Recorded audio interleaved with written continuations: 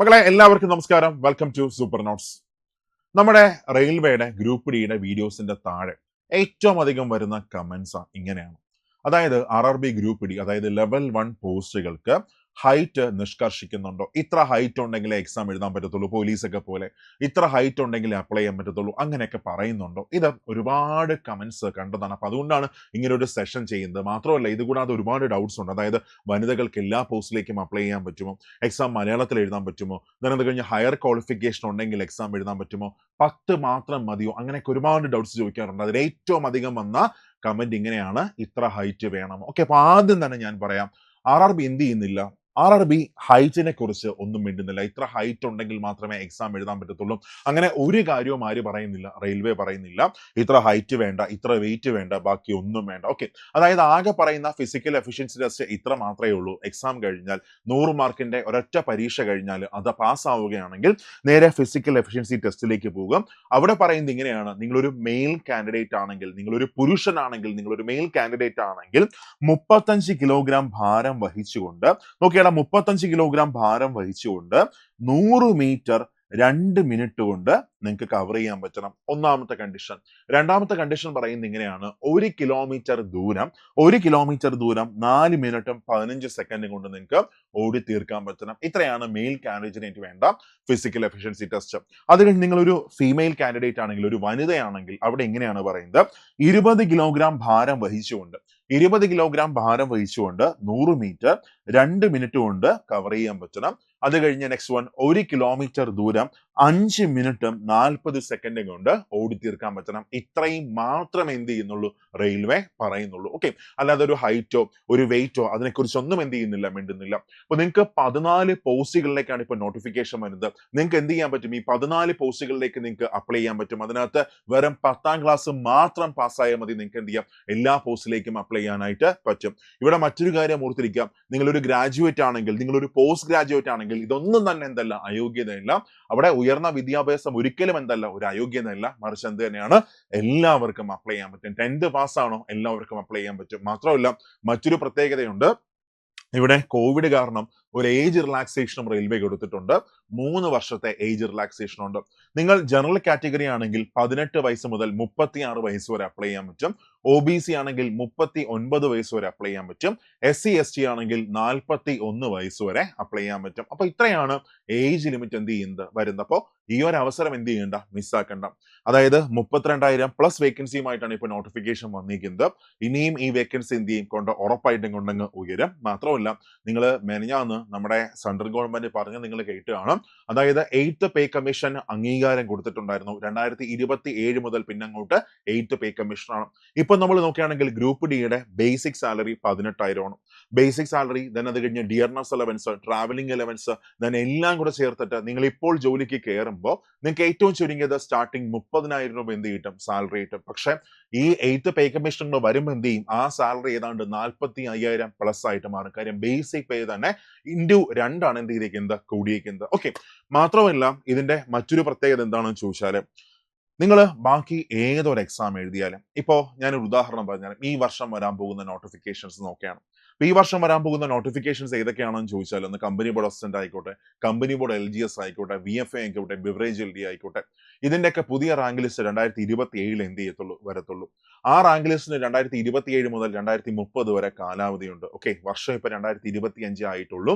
അപ്പോൾ ഒരുപാട് സമയം എടുക്കുന്ന ഒരു പ്രോസസ്സാണ്. പക്ഷെ നിങ്ങൾക്ക് ഈ വർഷം തന്നെ ഒരു ജോലിക്ക് കയറണമെങ്കിൽ അവിടെ ഒരൊറ്റ ഓപ്ഷൻ മാത്രമേ ഉള്ളൂ. ആരാണ്? റെയിൽവേ. നമുക്ക് ഒരു ജൂണൊക്കെ ആകും എന്ത് ചെയ്യാം, ഗ്രൂപ്പ് ഡിയുടെ എക്സാം നമുക്ക് പ്രതീക്ഷിക്കാം. അത് കഴിഞ്ഞ് അതിന്റെ പ്രോസസ്സ് എല്ലാം എന്ത് ചെയ്യും, ഒരു നവംബർ മാസമൊക്കെ ആകുമ്പോൾ അതിന്റെ പ്രോസസ്സ് മൊത്തം കഴിയും. നിങ്ങൾക്ക് മാക്സിമം ഈ വർഷം അവസാനം അല്ലെങ്കിൽ അടുത്ത വർഷം ആദ്യം എന്ത് ചെയ്യാം, സർവീസിലേക്ക് കയറാം. ഓക്കെ, അപ്പൊ വളരെ പെട്ടെന്ന് ഒരു ജോലിയാണ് നിങ്ങൾ ആഗ്രഹിക്കുന്നതെങ്കിൽ വേറെ ഒന്നും ചിന്തിക്കേണ്ട, ഏതിലേക്ക് തന്നെ പ്രിപ്പയർ ചെയ്ത് തുടങ്ങാം, ഗ്രൂപ്പ് ഡിക്ക് തന്നെ പ്രിപ്പയർ ചെയ്ത് തുടങ്ങാം. ഓക്കെ, ഇവിടെ നോക്കുക, ഇവിടെ ഒരൊറ്റ എക്സാം മാത്രം എന്ത് ചെയ്യുന്നുള്ളൂ, വരുന്നുള്ളൂ. ഒരേ ഒരു എക്സാം മാത്രം, ഒറ്റ CBT എക്സാം മാത്രം. അവിടെ എങ്ങനെയാണ് മാർക്ക് ഡിസ്ട്രിബ്യൂഷൻ വരുന്നത്, നിങ്ങൾ പഠിക്കുന്ന അതേ സാധനം തന്നെയാണ്. അതായത് നോക്കിയേ, ജനറൽ സയൻസ് നോക്കുകയാണെങ്കിൽ 25 ക്വസ്റ്റ്യൻസ് 25 മാർക്ക്. അത് കഴിഞ്ഞ് മാത്സ് ആണെങ്കിൽ 25 ക്വസ്റ്റ്യൻസ് 25 മാർക്ക്. റീസണിങ് ആണെങ്കിൽ 30 questions 30 mark. GK current affairs വന്നിട്ട് 20 ക്വസ്റ്റ്യൻസ് 20 മാർക്ക്. 90 മിനിറ്റ് അല്ലെങ്കിൽ 1.5 മണിക്കൂറാണ് എക്സാമിന്റെ സമയം വരുന്നത്. ഓക്കെ, അപ്പോൾ 1.5 മണിക്കൂർ കൊണ്ട് എക്സാം നമുക്ക് കംപ്ലീറ്റ് ചെയ്യാൻ പറ്റും. 100 ക്വസ്റ്റ്യൻസ്, 1.5 മണിക്കൂർ സമയം. അവിടെ നമ്മൾ കഴിഞ്ഞ കട്ട് ഓഫ് ഒക്കെ നോക്കുകയാണെങ്കിൽ കഴിഞ്ഞ ചെന്നൈയിൽ വന്ന കട്ട് ഓഫ് 71 മാർക്കാണ്. Cut off 71 mark. ഓക്കെ, അപ്പോൾ സ്വാഭാവികമായിട്ടും ഇപ്പോഴ് കഴിഞ്ഞ തവണ 1,00,000+ വേക്കൻസിയുമായിട്ടാണ് നോട്ടിഫിക്കേഷൻ വന്നത്. അപ്പൊ ഇപ്പോൾ ഏതാണ്ട് ഒരു നിലവിൽ 32,000+ വേക്കൻസി ഉണ്ട്. പക്ഷെ ഉറപ്പായിട്ട് എന്ത് ചെയ്യും, ആ വേക്കൻസി ഇനി കൂടും. സോ കട്ട് ഓഫ് ഒരു 73, 75. ഞാൻ കട്ട് ഓഫ് എന്ത് ചെയ്യുന്നില്ല, പറയുന്നില്ല. കഴിഞ്ഞ കട്ട് ഓഫ് എത്രയായിരുന്നു? 71 ആയിരുന്നു. അവരൊക്കെ തന്നെ എന്ത് ചെയ്തു, സർവീസിലേക്ക് കയറി. മാത്രമല്ല നിങ്ങൾക്ക് ഡിപ്പാർട്ട്മെന്റ് ടെസ്റ്റ് എഴുതി കഴിഞ്ഞാൽ, ഓക്കെ, ഡിപ്പാർട്ട്മെന്റ് ടെസ്റ്റ് എഴുതി കഴിഞ്ഞാൽ നിങ്ങൾക്ക് പ്രൊമോഷനോടുകൂടി എന്ത് ചെയ്യാം, ലെവൽ 2, ലെവൽ 3, ലെവൽ 4 പോസ്റ്റുകളിലേക്ക് എന്ത് ചെയ്യാം, പോകാം. ഫോർ എക്സാമ്പിൾ നിങ്ങൾ ഒരു ബിടെക് ഹോൾഡർ ആണ് സങ്കല്പിക്കാം. നിങ്ങൾ ബിടെക്കിൽ കഴിഞ്ഞു, അല്ലെങ്കിൽ നിങ്ങളുടെ ഒരു ടെക്നിക്കൽ ഡിഗ്രി നിങ്ങൾക്കുണ്ട്. അവിടെ നിങ്ങൾ എന്ത് ചെയ്യുന്നു, ഡിപ്ലോമ നിങ്ങൾ കഴിഞ്ഞു.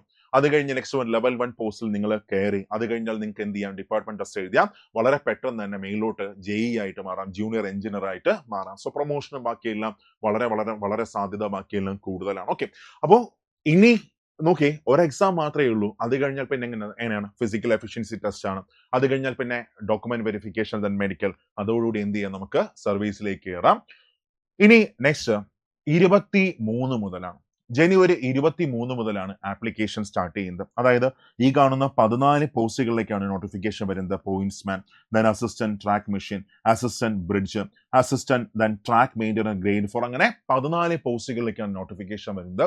ഇതിനു മുമ്പ് ഞാനൊരു വീഡിയോ ഏതെല്ലാം പോസ്റ്റുകളാണ്, എന്താണ് ജോലി, അതിനൊക്കെ ചെയ്തിട്ടുണ്ടായിരുന്നു. അപ്പൊ അതിന്റെ ഡീറ്റെയിൽ കൂടി ഞാൻ എന്ത് ചെയ്യാം, മെയിലിൽ ഞാനൊന്ന് പിൻ ചെയ്ത് വെച്ചേക്കാം. അപ്പോൾ എന്താണ് ജോലി എന്നൊക്കെ മനസ്സിലാക്കാനായിട്ട് നിങ്ങൾക്ക് ഈ വീഡിയോ നിങ്ങൾക്ക് കാണാം. ഓക്കെ, അത് കഴിഞ്ഞ് നെക്സ്റ്റ് 14 പോസ്റ്റുകളിലേക്ക് ഇപ്പോൾ നോട്ടിഫിക്കേഷൻ വരുന്നു. ക്വാളിഫിക്കേഷൻ വന്നിട്ട് എന്താണ്, 10th പാസ്സാണ് ക്വാളിഫിക്കേഷൻ വരുന്നത്. ദെൻ അത് കഴിഞ്ഞ് നെക്സ്റ്റ് നോക്കുക, എന്ന് മുതലാണ് അപ്ലൈ ചെയ്യാൻ പറ്റുന്നത്. ഈ മാസം 23/1/2025 മുതൽ, അതായത് ജനുവരി 23 മുതൽ നമുക്ക് എന്ത് ചെയ്യാം, നമുക്ക് അപ്ലൈ നമുക്ക് ചെയ്തു തുടങ്ങാം. ഓക്കെ, ഇനി അവസരം കളയണ്ട. മാത്രമല്ല നിങ്ങൾക്ക് ഇപ്പം ചാടിക്കേറി ആദ്യമേ പോയി എന്ത് ചെയ്യരുത്, അപ്ലൈ ചെയ്യരുത്. അതായത് ഏത് റീജിയനാണ് സേഫ്, അല്ലെങ്കിൽ നിങ്ങൾക്ക് വേറെ എങ്ങോട്ടെങ്കിലും പോകാൻ താല്പര്യമുണ്ടോ, അത് കഴിഞ്ഞ് നെക്സ്റ്റ് പ്രിഫറൻസ് ഏതൊക്കെ കൊടുക്കണം, അതൊക്കെ ജസ്റ്റ് ഒന്ന് മനസ്സിലാക്കിയ ശേഷം മാത്രം എന്ത് ചെയ്യുക, നിങ്ങൾ ആപ്ലിക്കേഷൻ നിങ്ങൾ സ്റ്റാർട്ട് ചെയ്യാം. പക്ഷേ പ്രിപ്പറേഷൻ എന്ത് ചെയ്യുക, ഇപ്പോഴേ നിങ്ങൾ തുടങ്ങാം. കാര്യം ഉറച്ച ഒരു ജോലിയാണ്. വലിയ കോമ്പറ്റീഷനോ പാടോ ബുദ്ധിമുട്ടോ ഒന്നുമില്ല. നിങ്ങളൊന്ന് മെനക്കെടാൻ തയ്യാറാണെങ്കിൽ, ഒന്ന് കഷ്ടപ്പെടാൻ തയ്യാറാണെങ്കിൽ നമുക്ക് എന്ത് ചെയ്യാം, നമുക്ക് സർവീസിലേക്ക് നമുക്ക് കയറാം. അപ്പൊ അതിന് വേണ്ടിയിട്ട് നമ്മളൊരു സൂപ്പർ ബാച്ച് നമ്മൾ സ്റ്റാർട്ട് ചെയ്തിട്ടുണ്ട്. നമ്മുടെ സൂപ്പർ നോട്ട്സിന്റെ ഗ്രൂപ്പ് ഡിക്ക് വേണ്ടിയിട്ടുള്ള ഒരു അടിപൊളി ബാച്ച് നമ്മൾ സ്റ്റാർട്ട് ചെയ്തിട്ടുണ്ട്. അതിന്റെ ഡീറ്റെയിൽസിലേക്ക് പോവാം. ഇവിടെ നിങ്ങൾക്ക് ക്ലാസ് ഇംഗ്ലീഷിലും കിട്ടും, മലയാളത്തിലും കിട്ടും. ഓക്കെ, അതായത് ഒരു ക്ലാസ് തന്നെ ഇംഗ്ലീഷ് ക്ലാസ്സസ് ഉണ്ടാവും, മലയാളം ക്ലാസ്സസ് ഉണ്ടാവും. ഇംഗ്ലീഷ് നോട്ട്സ് കിട്ടും, മലയാളം നോട്ട്സ് കിട്ടും. ഇംഗ്ലീഷിൽ നിങ്ങൾക്ക് ക്വസ്റ്റ്യൻ പ്രാക്ടീസ് ചെയ്യാൻ പറ്റും, മലയാളത്തിലും ക്വസ്റ്റ്യൻ പ്രാക്ടീസ് ചെയ്യാൻ പറ്റും. കാര്യം റെയിൽവേ എക്സാമിന്റെ പ്രത്യേകത, നിങ്ങൾക്ക് ഇഷ്ടമുള്ള ലാംഗ്വേജിൽ എന്ത് ചെയ്യാം, ക്വസ്റ്റ്യൻ പേപ്പർ വരും. നിങ്ങൾക്ക് ഇഷ്ടമുള്ള ലാംഗ്വേജിൽ ക്വസ്റ്റ്യൻ പേപ്പർ വരും. ഓക്കെ, നിങ്ങൾ മലയാളമാണ് ഓപ്റ്റ് ചെയ്യുന്നെങ്കിൽ മലയാളത്തിൽ ക്വസ്റ്റ്യൻ കിട്ടും, ഇംഗ്ലീഷാണ് ഓപ്റ്റ് ചെയ്യുന്നെങ്കിൽ ഇംഗ്ലീഷിൽ ക്വസ്റ്റ്യൻ കിട്ടും. ഓക്കെ, അപ്പോൾ അതിന് വേണ്ടിയിട്ട് നമ്മൾ ഇംഗ്ലീഷിലും മലയാളത്തിലും നമ്മൾ ക്ലാസ് കൊടുക്കുകയാണ്. നമ്മൾ കേരളത്തിൽ നമ്മൾ മാത്രമാണ് എന്ത് ചെയ്യുന്നത്, ഇങ്ങനെ കൊടുക്കുന്നത്. കാര്യം നിങ്ങളിപ്പോൾ ഒരു ഹയർ ക്വാളിഫിക്കേഷൻ ഉള്ള ഒരാളാണ്, ഡിഗ്രി ആണ്, ദെൻ പോസ്റ്റ് ഗ്രാജുവേറ്റ് ആണ്, നിങ്ങൾക്ക് ഇംഗ്ലീഷ് നന്നായിട്ട് ഹാൻഡിൽ ചെയ്യാൻ പറ്റുന്നുണ്ട്. അങ്ങനെയാണെങ്കിൽ ഒന്നും ആലോചിക്കേണ്ട, നിങ്ങൾക്ക് ഇംഗ്ലീഷ് എന്ത് ചെയ്യാം, ചൂസ് ചെയ്യാം, ലാംഗ്വേജ് ചൂസ് ചെയ്യാം. അപ്പൊ അതേസമയം നിങ്ങൾക്ക് ഇംഗ്ലീഷും ഞാനും തമ്മിൽ അത്ര രസത്തിലല്ല, ഞാനും ഓളും തമ്മിൽ അത്ര രസം എന്ന് പറയും പോലെ ഇംഗ്ലീഷും ഞാനും തമ്മിൽ അത്ര രസത്തിലല്ല, അത്ര അത്യാവശ്യം വായിച്ചാലോ നോട്ട് വായിച്ചാലോ ഒന്നും മനസ്സിലാവുന്നില്ല എങ്കിൽ ചുമ്മാ അവിടെ കിടന്ന് കടിച്ചു തൂങ്ങാതെ നേരെ എന്ത് ചെയ്യാം, നിങ്ങൾക്ക് അപ്ലൈ ചെയ്യുമ്പോൾ മലയാളം ലാംഗ്വേജ് നിങ്ങൾക്ക് ചൂസ് ചെയ്യാം. നിങ്ങൾ മലയാളം ലാംഗ്വേജ് ചൂസ് ചെയ്താലും നിങ്ങൾക്ക് ഒരു മലയാളം ക്വസ്റ്റ്യൻ ഡൗട്ട് ഉണ്ട്, ഇംഗ്ലീഷ് ക്വസ്റ്റ്യൻ വേണമെങ്കിൽ എന്ത് ചെയ്യാൻ പറ്റും, മെയിലിലേക്ക് പോയി ഡിഫോൾട്ട് ക്വസ്റ്റ്യൻ ആയി ഇംഗ്ലീഷ് എടുക്കാൻ പറ്റും. എന്ന് വെച്ചാൽ മലയാളം ക്വസ്റ്റ്യൻ പേപ്പർ നിങ്ങൾ പരീക്ഷയ്ക്ക് ഓപ്റ്റ് ചെയ്താൽ പോലും അവിടെ ഇംഗ്ലീഷും കൂടെ എന്ത് ചെയ്യും, അതിന്റെ മെയിലിൽ കാണും, എടുക്കാവുന്നത്. വേറെ ബുദ്ധിമുട്ടൊന്നും എന്ത് ചെയ്യുന്നില്ല, വരുന്നില്ല. അപ്പോൾ അങ്ങനെയാണെങ്കിൽ നിങ്ങൾക്ക് ക്വസ്റ്റ്യൻ ഏത് ചൂസ് ചെയ്യാം, മലയാളം ചൂസ് ചെയ്യാം. അങ്ങനെ രണ്ടിനും വേണ്ട ക്ലാസ്സസ് നമ്മുടെ ഈ ബാച്ചിനകത്തുണ്ട്.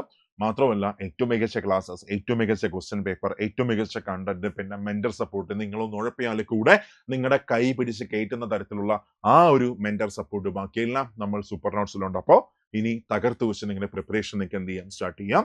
ഇപ്പോൾ നിങ്ങൾ പർച്ചേസ് ചെയ്യുകയാണെങ്കിൽ നിങ്ങൾക്ക് ഓഫർ പ്രൈസ് ആയ 2,999 രൂപയ്ക്ക് നിങ്ങൾക്ക് എന്ത് ചെയ്യാം, നിങ്ങൾക്ക് പർച്ചേസ് ചെയ്യാം. റേറ്റ് കൂടാൻ പോവുകയാണ്. ഓക്കെ, പിന്നെ അത് കഴിഞ്ഞ നെക്സ്റ്റ് വൺ എടുത്താൽ ഇവിടെ നമ്മൾ കൊണ്ടുവന്ന റെവല്യൂഷൻ എന്താണെന്ന് ചോദിച്ചാൽ കുറെ കണ്ടന്റ് മാത്രമല്ല നമ്മൾ നമ്മുടെ ബാച്ചിനകത്ത് പ്രൊവൈഡ് ചെയ്യുന്നത്, മറിച്ച് എന്താണ്, കുറെ ടോപ്പിക്ക് മാത്രം പഠിച്ചൊരു കാര്യമില്ല. പ്രോപ്പർ ആയിട്ടുള്ള ക്വസ്റ്റ്യൻ പ്രാക്ടീസ് സെഷൻസ് ഉണ്ടെങ്കിൽ മാത്രമേ നമുക്ക് എന്ത് ചെയ്യാൻ പറ്റത്തുള്ളൂ, സ്പീഡ് നമുക്ക് കൂട്ടാൻ പറ്റത്തുള്ളൂ. അതായത് ഒരു ക്വസ്റ്റ്യൻ പ്രാക്ടീസ് ചെയ്യാനായിട്ട് നമുക്കിവിടെ വെറും 40 സെക്കൻഡ് ആണ് കിട്ടുന്നത്, അല്ലെങ്കിൽ 45 സെക്കൻഡ് ആണ് കിട്ടുന്നത്. അതിനകത്ത് നമുക്ക് എന്ത് ചെയ്യാൻ പറ്റണം? ക്വസ്റ്റ്യൻസ് നമുക്ക് സോർട്ട് ചെയ്ത് തീർക്കാൻ പറ്റണം. അപ്പൊ അതിന് വേണ്ടിയിട്ട് ലൈവ് ആയിട്ടുള്ള ക്വസ്റ്റ്യൻ പ്രാക്ടീസ് സെഷൻസ് മുഴുവൻ നമ്മൾ നമ്മുടെ ബാച്ചിനകത്ത് ഓറിയന്റ് ചെയ്തിട്ടുണ്ട്. അങ്ങനെ എല്ലാമായിട്ട് സൂപ്പർ നോട്ട്സിന്റെ സൂപ്പർ ഗ്രൂപ്പ് ഡി ബാച്ച് നമ്മൾ സ്റ്റാർട്ട് ചെയ്തിട്ടുണ്ട്. ഓക്കെ, അപ്പൊ ഇനി താമസിക്കേണ്ട, എന്നിട്ട് എന്ത് ചെയ്യുക, പ്രിപ്പറേഷൻ ഒക്കെ അടിപൊളിയായിട്ട് തുടങ്ങാം. എല്ലാ ദിവസവും ഒരു 5 മണിക്കൂർ വെച്ച് നിങ്ങൾ മാറ്റി വെക്കാം. അങ്ങനെ മാറ്റി വെക്കാൻ പറ്റുകയാണെങ്കിൽ മാത്രമേ നിങ്ങൾ ജോയിൻ ചെയ്യാവൂ. അല്ലാതെ ഒരിക്കലും ഞാൻ ജോയിൻ ചെയ്തു, എനിക്ക് പിന്നെ അങ്ങോട്ട് പഠിക്കാം, ഒരു കാര്യവുമില്ല. സോ എല്ലാ ദിവസവും ഒരു 5 മണിക്കൂർ മാറ്റി വെക്കാൻ പറ്റാത്ത ഒരു മനസ്സോടെ നിങ്ങൾ വരിക. നമുക്ക് 2025 തന്നെ നമുക്ക് സർവീസിൽ കയറാം. പ്രിപ്പറേഷൻ ഒക്കെ എന്ത് ചെയ്യുക, സ്റ്റാർട്ട് ചെയ്യുക. നമുക്ക് ക്ലാസ്സിൽ കാണാം.